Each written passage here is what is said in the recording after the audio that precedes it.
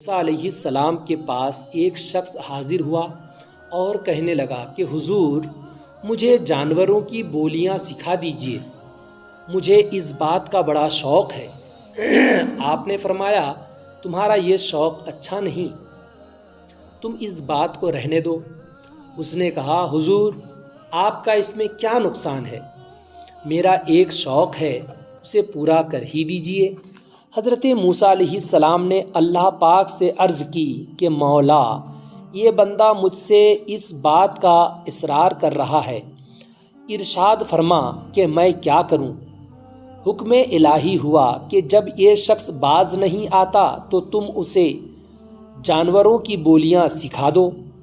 چنانچہ حضرت موسیٰ علیہ السلام نے اسے جانوروں کی بولیاں سکھا دیں۔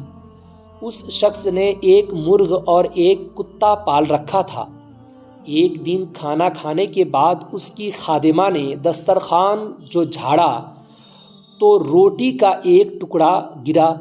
اس کا کتا اور مرغ دونوں اس کی طرف لپکے اور وہ روٹی کا ٹکڑا اس مرغ نے اٹھا لیا۔ کتے نے اس مرغ سے کہا ارے ظالم، میں بھوکا تھا، یہ ٹکڑا مجھے کھا لینے دیتے، تیری خوراک تو دانہ دم کا ہے، مگر تم نے یہ ٹکڑا بھی نہ چھوڑا۔ مرغ بولا گھبراؤ نہیں، کل ہمارے مالک کا یہ بیل مر جائے گا، تم کل جتنا چاہو گے اس کا گوشت کھا لینا۔ اس شخص نے ان کو یہ گفتگو سن لی، یعنی یہ مرغ اور کتے کی گفتگو کو سن لی۔ جب اس نے سن لی اور بیل کو فوراً بیچ ڈالا۔ یہ واقعہ سننے کے بعد مرغ اور کتے کی گفتگو سننے کے بعد بیل کو فوراً بیچ ڈالا۔ وہ بیل دوسرے دن تو مر تو گیا لیکن نقصان خریدار کا ہوا، جس نے خریدا تھا اس کا نقصان ہو گیا اور یہ شخص نقصان سے بچ گیا۔ دوسرے دن کتے نے مرغ سے کہا بڑے جھوٹے ہو تم، خام خواہ مجھے آج کی امید میں رکھا، بتاؤ کہاں ہے وہ بیل جس کا گوشت میں کھا سکوں۔ مرغ نے کہا میں جھوٹا نہیں ہوں، ہمارے مالک نے نقصان سے بچنے کے لیے بیل بیچ ڈالا ہے اور اپنی بلا دوسرے کے سر ڈال دی ہے، مگر لو سنو، کل ہمارے مالک کا گھوڑا مرے گا، کل مالک کا گھوڑا مرے گا، کل گھوڑے کا گوشت جی بھر کے کھانا۔ اس شخص نے یہ بات سنی تو گھوڑا بھی بیچ ڈالا۔ دوسرے دن کتے نے شکایت کی تو مرغ بولا بھائی کیا بتاؤں، ہمارا مالک بڑا بے وقوف ہے جو اپنی آئی غیروں کے سر ڈال رہا ہے، اس نے گھوڑا بھی بیچ ڈالا اور وہ گھوڑا خریدار کے گھر جا کر مر گیا۔ بیل اور گھوڑا اگر اسی گھر میں مرتے تو ہمارے مالک کی جان کا فدیہ بن جاتے۔ مالک کی جان کا فدیہ بولے تو بدلہ، مالک کی جان کا فدیہ بن جاتے، مگر اس نے ان کو بیچ کر اپنی جان پر آفت مول لی ہے۔ لو سنو اور یقین کرو کہ کل ہمارا مالک خود ہی مر جائے گا، کل مالک خود ہی مر جائے گا اور اس کے مرنے پر جو کھانے دانے پکیں گے اس میں سے بہت کچھ تمہیں بھی مل جائے گا۔ اس شخص نے جب یہ بات سنی تو اس کے ہوش اڑ گئے کہ اب میں کیا کروں، کچھ سمجھ میں نہ آیا اور دوڑا دوڑا حضرت موسیٰ علیہ السلام کے پاس حاضر ہوا اور بولا حضور میری غلطی معاف فرمائیے اور موت سے مجھے بچا لیجئے۔ موسیٰ علیہ السلام نے فرمایا نادان، اب یہ بات مشکل ہے، آئی قضا ٹل نہ سکے گی۔ قضا کا معنی موت ہے، آئی قضا ٹل نہ سکے گی، تمہیں اب جو بات سامنے نظر آئی ہے مجھے اسی دن نظر آ رہی تھی، جس دن جب تم جانوروں کی بولیاں سیکھنے پر اصرار کر رہے تھے۔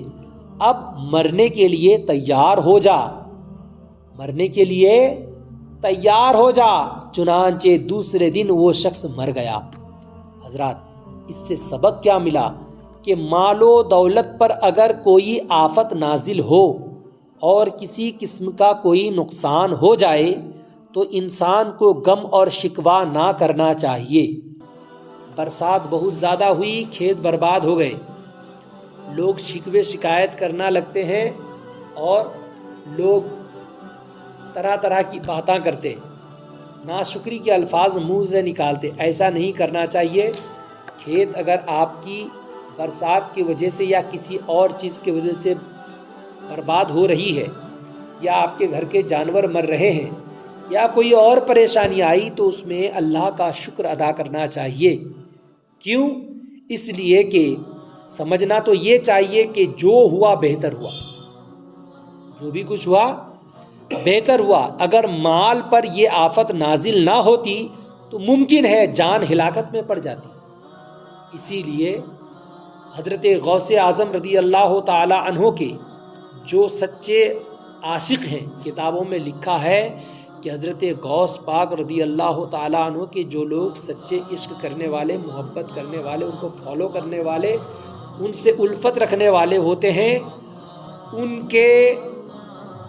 کی بڑی بڑی مصیبتیں چھوٹی چھوٹی مصیبتوں میں ٹل جاتی ہیں، اور کبھی کبھی بڑی بڑی مصیبتیں خواب میں ٹل جاتی ہیں، یعنی خواب میں وہ مصیبت میں گرفتار ہوا، بس ختم۔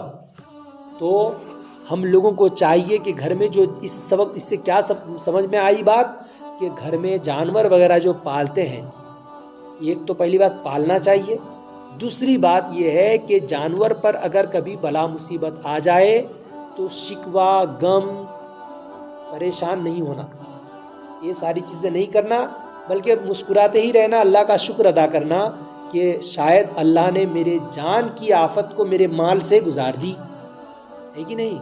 ایسا اللہ پاک کا اگر شکریہ ادا کریں گے تو خدائے پاک کے حکم پر عمل ہوگا۔ فاذکرونی اذکرکم واشکروا لی ولا تکفرون، تم میرا شکریہ ادا کرو، نا شکرہ نہ بنو۔ جب اللہ کا شکریہ ادا کریں گے تو اللہ فرماتا ہے میرا جو شکریہ ادا کرے گا میں اس کی نعمت میں اور زیادہ اضافہ کر دوں گا، اس کو اور بھی دوں گا۔ لہٰذا اللہ پاک کی بارگاہ میں دعائیں ہیں، یا الہ العالمین نبی کونین علیہ السلام کے صدقہ طفیل ہم سبوں کی تمام نیک جائز تمنا کو پوری عطا فرما، دین کا بول بالا، حق کا بول بالا، باطل کا منہ کالا فرما دے۔ یا الہ العالمین حق بولنے، حق سمجھنے، حق پہ عمل پیرا رہنے کی توفیق و رفیق عطا فرما۔ وصلی اللہ تعالی علی خیر خلقہ محمد وعلی آلہ واصحابہ اجمعین، آمین برحمتک یا ارحم الراحمین، بحق لا الہ الا اللہ محمد الرسول اللہ صلی اللہ علیہ وسلم۔